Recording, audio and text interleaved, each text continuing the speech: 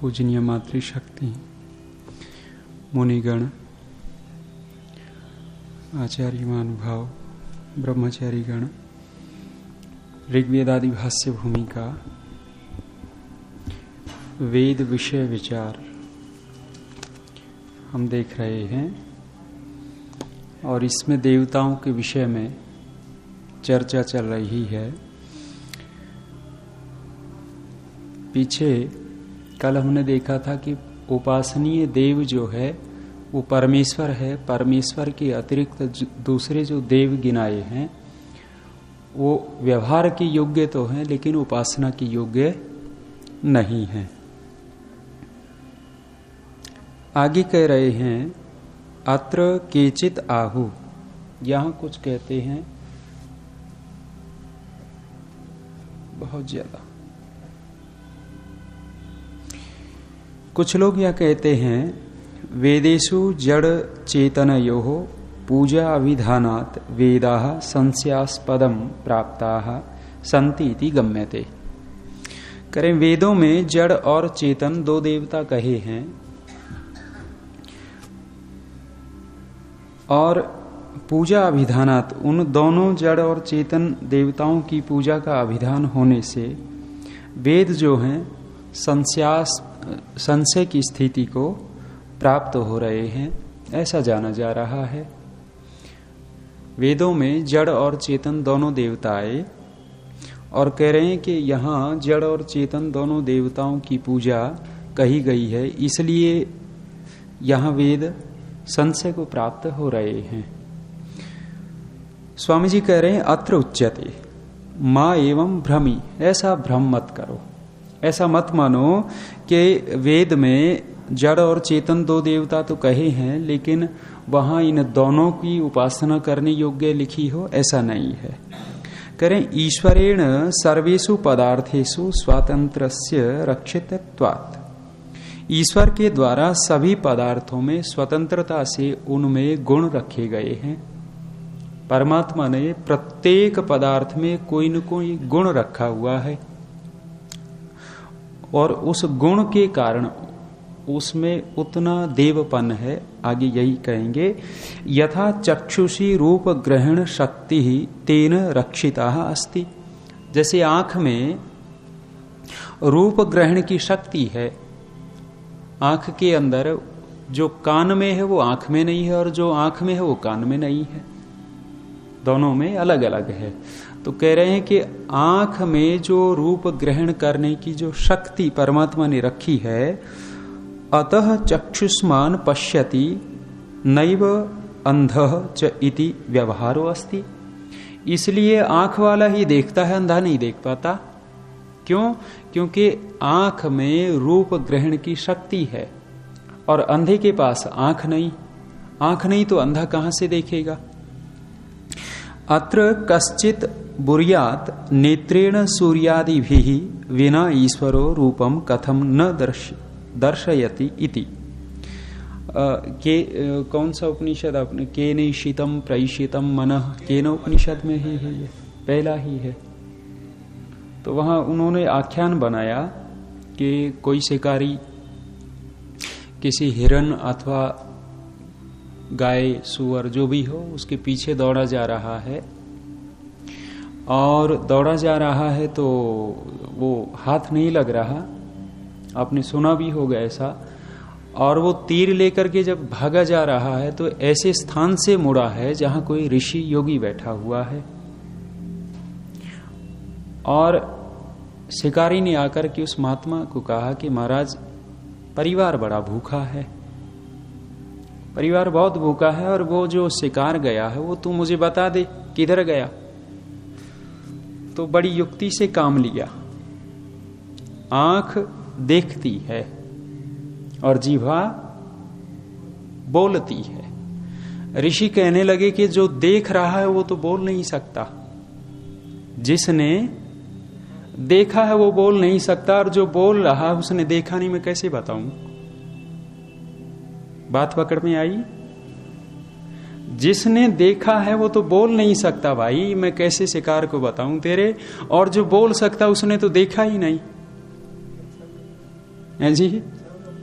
और जो भी मान लो, आंख में क्या है? देखने की शक्ति है, और वो परमात्मा ने रखी है। चलिए, कह रहे हैं अत्र कश्चित बुर्यात, कुछ लोग कहते हैं नेत्रेण सूर्यादि भी च विना ईश्वरो रूपम कथम न दर्शयति।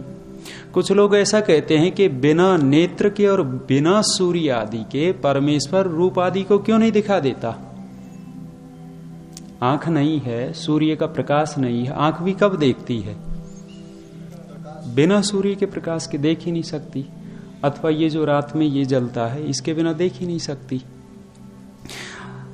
यथा तस्य व्यर्था यम शंका अस्ति तथा पूजा विषये अपि ज्ञेया।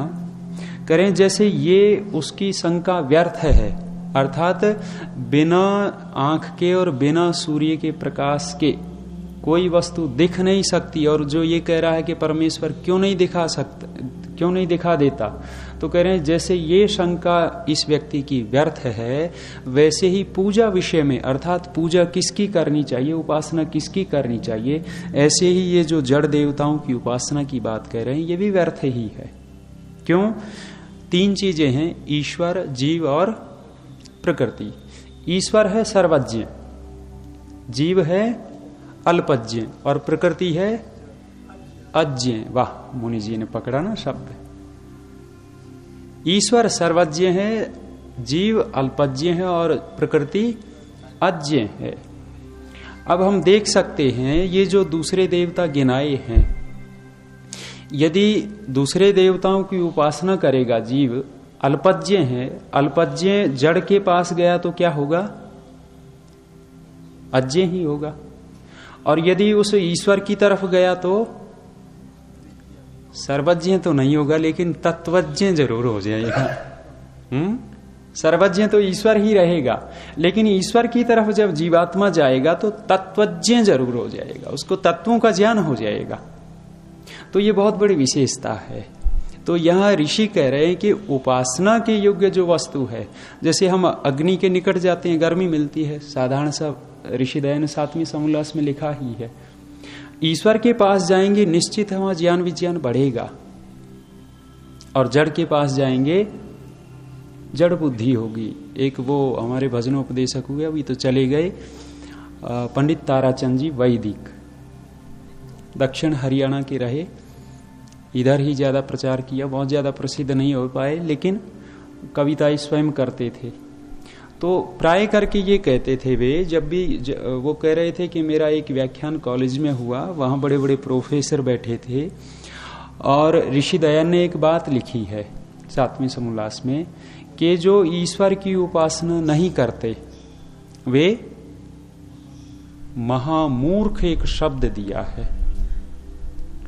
अब वो बड़े बड़े प्रोफेसर बैठे हैं, वैज्ञानिक जैसे बैठे हैं, और वो तो ईश्वर की उपासना करते नहीं, और यहां क्या कह दिया? महामूर्ख और महाविद्वान सामने बैठे, कैसे सहन कर लेंगे? तो यहां क्यों कह रहे हैं ऋषि कि ईश्वर की उपासना नहीं करते, भले ही वो वैज्ञानिक हैं, भले ही बड़े बड़े पंडित हैं, कुछ भी हैं, महाबुद्धिमान हो, लेकिन ऋषि ने तो महामूर्ख शब्द डाल दिया। और ये महामूर्खता कौन सी है? माने जिस काम को करने में आत्मा का कल्याण होता है उसको न करना, यही महामूर्खता। परमेश्वर की उपासना करने से ही आत्मा का कल्याण है, चाहे वो प्रोफेसर करे, चाहे एक सामान्य निरक्षर करे। तो ये आत्मा के कल्याण की बात है। और जो ईश्वर के पास नहीं बैठता, ईश्वर की उपासना नहीं करता, अर्थात वो आत्मा का कल्याण नहीं चाहता, और जो आत्मा का कल्याण नहीं चाह रहा, यही उसकी मूर्खता है। ये महामूर्ख शब्द स्वामी दयानंद ने डाल दिया। तो यहाँ क्या है कि ईश्वर जीव प्रकृति, ईश्वर की तरफ जीवात्मा चलता है तो तत्वज्ञ होता है, और प्रकृति की तरफ चलता है तो अज्ञ होता है। अल्पज्ञ से भी और वो तो स्वाभाविक ज्ञान है थोड़ा मोड़ा, लेकिन बिल्कुल ठूंठ हो जाता है। तो वो कहा करते थे भी जड़ की पूजा करने से भी बुद्धि जड़ हो जाती है। जड़ किस रूप में हो जाती है? फिर वही बात आएगी, बड़े बड़े प्रोफेसर वो खूब पूजा कर रहे हैं, उनकी तो खूब पढ़ाते हैं, बड़े विज्ञान के प्रश्नोत्तर हल करते हैं, और वो जड़ पूजा कैसे हो जाती है? वो कहते हैं ना भी, कक्षा में तो पढ़ाता है कि भाई बच्चों, ये जो सूर्य है पृथ्वी से 1 गुना बड़ा नहीं, 2 गुना बड़ा नहीं, 4 गुना, 10 गुना, 100 गुना, 1000 गुना, लाख गुना नहीं, 2 लाख, 5 लाख, 10 लाख गुना नहीं, 13 लाख गुना बड़ा है। 13 लाख गुना बड़ा सूर्य से, पृथ्वी से सूर्य बड़ा है। और जब हनुमान जी के मंदिर में प्रोफेसर जाते हैं तब बाल समय जब रवि भक्ष लियो, तीनों ही लोक भयो अंधियारो। वहां तो प्रोफेसर बता रहे हैं बच्चों को इतना बड़ा सूर्य है, और यहां आकर के बुद्धि कैसी हो गई? जड़ की पूजा करने से बुद्धि जड़ हो गई। बच्चा कमीज खींच के कहेगा मास्टर जी वहां क्या सुना रहे थे। तो ये जो है प्रकृति की उपासना करते हैं, वहां आत्मा में ज्ञान नहीं बढ़ता।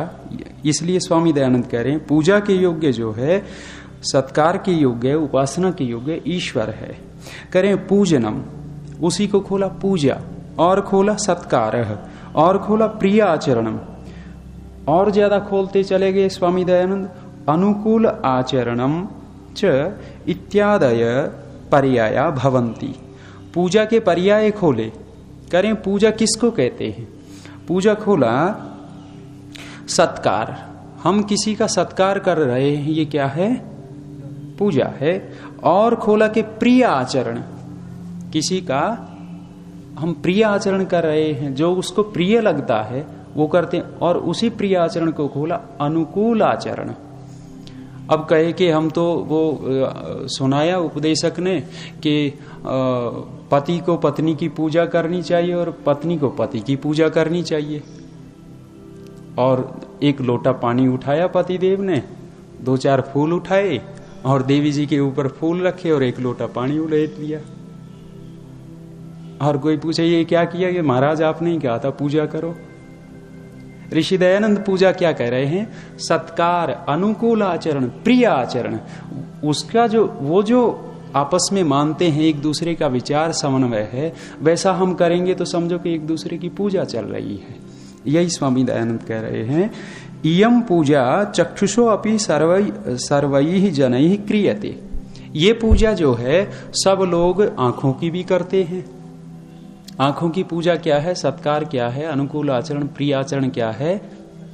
इनसे ठीक ठीक देखना, धुएं धूल से बचाना, आंखों में सुरक्षा रखना इनकी, ये इनकी पूजा है। यही अनुकूल आचरण है, ये प्रिय आचरण है आंखों के लिए, जड़ वस्तु है। एवं अग्न्यादिषु यावत अर्थ द्योतकत्वम विद्या क्रियो उपयोगित्वम च अस्ति तावद देवतात्वम अपि अस्तु नत्र काचित क्षति अस्ति।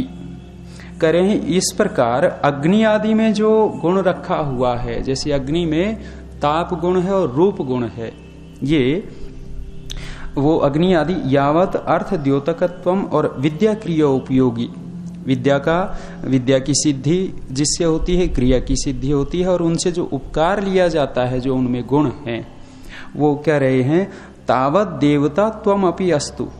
वो उतना उनमें देवपन है, जिसमें जितना जितना गुण है उतना उनमें देवतापना है। अग्नि में गर्मी है तो इतना इसमें देवपना है। शीतलता जल में है तो शीतलता जो गुण है वो शीतलता उस जल में देवपन है। पूरा का पूरा देव नहीं है, एक हिस्सा है। करे नत्र कश्चित काचित क्षति हस्ती, इसमें कोई हानि नहीं है ऐसी बात कहने में कि ये देवता है। हमने कहा अग्निदेव है, तो देव क्यों है? क्योंकि उसमें गुण है और उस गुण के आधार पर हम उसको देवता कहते हैं। कुतः क्यों? वेदेषु यत्र यत्र उपासना विधीयते तत्र तत्र देवतात्वेन ईश्वरस्य एव ग्रहणात्। कह रहे हैं वेद में जहां जहां उपासना की बात कही है और वहां देवता का नाम लिया गया, तो उस देवता से केवल और केवल ईश्वर का ही ग्रहण होगा। यदि उपासना प्रकरण है, अग्नि, वायु, इंद्र इत्यादि सूर्य जो भी नाम आए हैं, उन नामों से हम परमेश्वर का ही ग्रहण करेंगे। दूसरे ये जो दिख रहे हैं जड़ वस्तुएं, उनका ग्रहण नहीं करेंगे। उपासना विषय है तो। और यदि सृष्टि भौतिक विषय है, वहां हम इन जड़ चीजों को ही लेंगे। आगे कह रहे हैं तत्रापि मत द्वयम, वहां भी दो मत हैं देवताओं में। कौन से? विग्रहवती अविग्रहवती अविग्रहवत देवता भेदात। कह रहे हैं एक तो विग्रहवान देवता अर्थात मूर्तिमान, और एक अविग्रहवान देवता अमूर्तिमान, अर्थात एक सशरीर देवता और एक अशरीर देवता जिनके शरीर नहीं होते। तच्च उभयम पूर्वम प्रतिपादितम, कुछ तो ऊपर कह ही दिए, बता दिए कि ये जो जड़ देवता हैं ये, और एक अशरीर परमेश्वर देव है। अन्यच्च और भी देवता खोल रहे हैं कि सशरीर देवता और कौन से हो सकते हैं। उपनिषद का वाक्य दिया, मातृ देवो भव, पितृ देवो भव, आचार्य देवो भव, अतिथिर देवो भव। ये देवता गिनाए, चेतन देवता हैं और सशरीर देवता हैं। ये एक गांव है उधर महेंद्रगढ़ में, नारनौल के पास में, एक लंगूर बंदर मर गया, करंट लग के मर गया।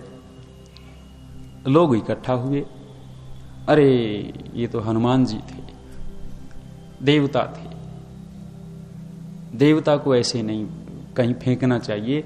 देवता के लिए गड्ढा खोदा, दबा दिया, और देवता को दबाने के बाद अब बुद्धि चल रही है, जड़ की पूजा करेंगे, जड़ बुद्धि होती चली जाती है। वहां एक चबूतरा बनाया, अरे नहीं अभी नहीं, अभी बात नहीं बनी। वहां फिर एक और ऊपर खड़ा कर दिया। ये कुछ ही दिन की बात है, अब भी उनकी भरपाई नहीं हुई। अब हर मंगलवार को 20-30 माताएं वहां कीर्तन करती हैं, लंगूर जी मरे थे, देवता बन गए। अनेकों देवता आपके यहां मिलेंगे। और ये मुस्लिम लोग तो क्या करते हैं, सूअर, गधा, कुत्ता मर गया, वहीं कब्र बना देते हैं, और फलाने सूफी संत की ये कब्र है, इस पे चद्दर चढ़ा, और दुनिया चढ़ाती है। कुत्ते को दबा करके, गधे को दबा करके देवता बना दिया। और हिंदू इतने पागल हैं कि वहां जा जा करके मत्था टेकते हैं, पैसे डालते हैं। आप देखना वो कब्र, ये आप रोहतक से दिल्ली जाते हैं तो नांगलो एक स्थान पड़ता है, पूरा रोड है, रोड के मतलब बीच में डिवाइडर जो होता है, उस डिवाइडर में एक कब्र बना रखी है। मैं पहले देखता था कुछ नहीं था, अब और ज्यादा सुंदर सा बना करके, और वो टाइल वाइल लगा करके, और वहां कम से कम 10-15 हिंदू माताएं बैठी ही रहती हैं, और मौलवी बैठा ठग रहा। नए नए देवता, अरे इनकी खोपड़ी में घुसता नहीं कि वास्तव में देव कौन होता है, किसकी उपासना करनी चाहिए। तो स्वामी दयानंद ने कहा कि देवता सबसे बड़ा ईश्वर है उपासनीय, और दूसरे देवता खोले सशरीर। माँ देवता है, पिता देवता है, आचार्य देवता है, और अतिथि देवता है। तीनों समझ में आते हैं, माता, पिता, आचार्य। ये अतिथि क्या है? अतिथि माने जो बिना तिथि के आ जाता है। खोला तो यही है ऋषि दयानंद ने आर्योद्देश्य रत्नमाला में, जो 100 रत्न लिखे, उन 100 रत्नों में से एक रत्न अतिथि भी खोला है।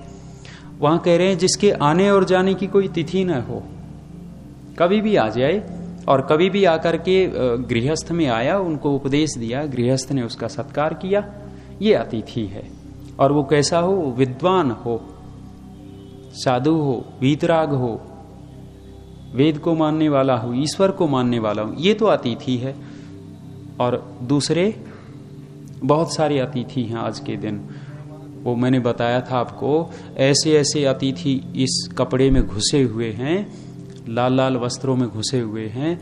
गाजियाबाद में एक अतिथि आया अग्रवाल परिवार में, और बड़ी आदर सत्कार किया, बड़ी पूजा की। 10 दिन उसने आनंद लिया, और 11वें दिन अग्रवाल परिवार में 2 लड़कियां थी उसकी, दोनों लड़कियों को लेकर के भाग गया। आज तक नहीं पता लगा कहाँ है। अतिथि हैं। मान लिया इन लोगों ने, कसौटी ही नहीं कसी जा रही वर्तमान में समाज में कि वास्तव में अतिथि कौन हो सकता है, कौन होना चाहिए। किसी को भी इस भेष में अभी भी रावण घुसे हुए हैं। वो तो एक सीता को लेकर के गया था, दोनों लड़कियों को भगा ले गया। हनुमान जी ने ढूंढ लिया था सीता को, आज तक उन 2 लड़कियों को पता ही नहीं लगा है जी। हनुमान जी ही नहीं हनुमान जी होते तो कर लेते। चलिए, तो अतिथि देवो भव, अतिथि देवता है। करें त्वम एव प्रत्यक्षम ब्रह्मासि, सत्यार्थ प्रकाश के प्रारंभ में भी ये दिया। करें आप ही प्रत्यक्ष ब्रह्म है। परमेश्वर को कह रहे हैं त्वाम एव प्रत्यक्षम ब्रह्म वदिष्यामि, और मैं तुझे ही प्रत्यक्ष ब्रह्म कहूंगा। परमेश्वर को कह रहे हैं केवल आप ही ब्रह्म हैं, और केवल आपको ही मैं ब्रह्म कहूंगा। दूसरी बहुत सारी वस्तुएं हैं, उनको ब्रह्म नहीं कहूंगा। इतनी श्रद्धा किसी के प्रति बढ़ जाती है, गुरु आचार्य के प्रति इतना वशीभूत हो जाता है, उसको ईश्वर को गौण करता है और उसको ब्रह्म मानने लगता है। वर्तमान में देख लीजिए, जितना भी ये चल रहा है, ईश्वर की पूजा नहीं कर रहे अपने अपने। ये ब्रह्मचारी ही कल कह रहे थे, बैठे थे कक्षा में, तो कह रहे हैं जी अमिताभ बच्चन का भी वो बना रखा है टेम्पल। अमिताभ बच्चन, धर्मेंद्र, और मैंने सुना वसुंधरा राजे का भी एक मंदिर बना दिया है जी। सचिन तेंदुलकर क्या है, उसका मंदिर बना दिया। पूज रहे हैं। देखो, पूजना किसको चाहिए और पूज किसको रहे हैं। चलो हम मान लेते हैं राम की पूजा कर लेते। पहले क्या थे, 2-4 मंदिर थे। शिव का मंदिर होता था, राम का मंदिर होता था, कृष्ण का मंदिर होता था। ज्यादा से ज्यादा एक और कोई होता होगा। आज तो पता नहीं किस किस के मंदिर बने हुए। गधे, घोड़े, कुत्ते, बिल्ली, इनके भी मंदिर बन गए। एक जींद के पास में गांव है, बहुत बड़ा एक कांड हुआ था, और कांड हुआ तो वहां पुलिस बहुत आई तो वो उस पुलिस को देख करके एक सांड नाराज हो गया। सांड जानते हैं ना, वृषभ, वो नाराज हो गया। और नाराज हुआ तो वो पुलिस जो आई थी वो उस जनता को खदेड़ने के लिए आई थी, और ये नाराज पुलिस वालों की तरफ नाराज होकर के पुलिस वालों को खदेड़ना शुरू कर दिया। इस सांड ने कई सारे पुलिस वालों को घायल कर दिया, और वो पुलिस वाले भाग गए तो कुछ दिन बाद सांड मर गया। गांव वालों के लिए यही देवता है। मैं गया अभी जींद, तो उन्होंने दिखाया जी ये सांड का मंदिर है, यहाँ रोजाना पूजा होती है। अब देख लीजिए क्या क्या चल रहा है। करें त्वमेव प्रत्यक्षम ब्रह्मसि, त्वामेव प्रत्यक्षम ब्रह्म वदिष्यामि, आपको मैं प्रत्यक्ष ब्रह्म कहूंगा, दूसरी वस्तुओं को ब्रह्म नहीं कहूंगा। देखिए क्या क्या ब्रह्म चल रहा। करें स्वामी दयानंद, इति सर्व मनुष्यो उपास्याः पंच देवताः तैत्तिरीय उपनिषदि उक्ताः। ये जो हैं सब मनुष्यों के लिए 5 देवता उपासनीय कहे हैं। कौन से 5? माता, पिता, आचार्य, अतिथि और 5वां परमेश्वर ले रहे हैं यहाँ। हाँ, वो पति पत्नी हो सकते हैं आपके। ये कह रहे हैं पति भी देवता है। यहाँ जो माताओं में जाकर के पूछते हैं ना, माता जी पति देवता है या नहीं देवता, कई तो माथे पे हाथ मारती है, यूं करके बैठ जाती है, महाराज क्या कह रहे हैं, ये देवता कहाँ है। श्रद्धा की बात है, समन्वय की बात है। जहां समन्वय होता है, एक दूसरे में प्रेम होता है, जट कहती है महाराज मेरे पति जैसा दूसरा नहीं मिला मुझे, मेरा पति तो देवता, अपने आप कहती है मेरा देव है ये। और जब प्रतिकूलता होती है, ये करमवीर जी कह रहे थे, बोले जब विवाह होता है ना, विवाह होने के बाद कहता है पति देव, अरे तू तो चंद्रमुखी है, नहीं सूरजमुखी, और फिर चंद्रमुखी हो जाती है, और 2-4 साल बाद ज्वालामुखी दिखती है, ज्वालामुखी। कहते हैं तुम तो ज्वालामुखी है। उस दिन वो सूर्यमुखी और चंद्रमुखी दिख रही थी, आज ज्वालामुखी दिख रही। क्यों? क्योंकि विचार नहीं मिलते। तो जब विचार होते हैं तो एक दूसरे को, पति कहता है मेरी तो देवी है, पत्नी क्या है, तो वो भी हो सकते हैं। लेकिन यहाँ पांचवा देव परमेश्वर को ले रहे हैं। यथात्र माता पितरौ आचार्यो अतिथिश्च इति सशरीरा देवता संति। माता पिता आचार्य अतिथि ये जो चार हैं ये सशरीर देवता हैं। और एवं सर्वथा निशरीरम ब्रह्म अस्ति। हमेशा जो एक निशरीर अशरीर जिसका शरीर होता ही नहीं, वो पांचवा देव ब्रह्म है। और ये ब्रह्म ही इन पांचों में उपासनीय है। इन चारों की पूजा कर सकते हैं हम, सत्कार कर सकते हैं, अनुकूल आचरण कर सकते हैं, लेकिन उपासना तो केवल और केवल परमेश्वर की ही। बहुत ज्यादा जोर स्वामी दयानंद इस बात पे दे रहे हैं। समय हो गया आपका, आज इतना ही रखते हैं, कल देखेंगे। शांति पाठ।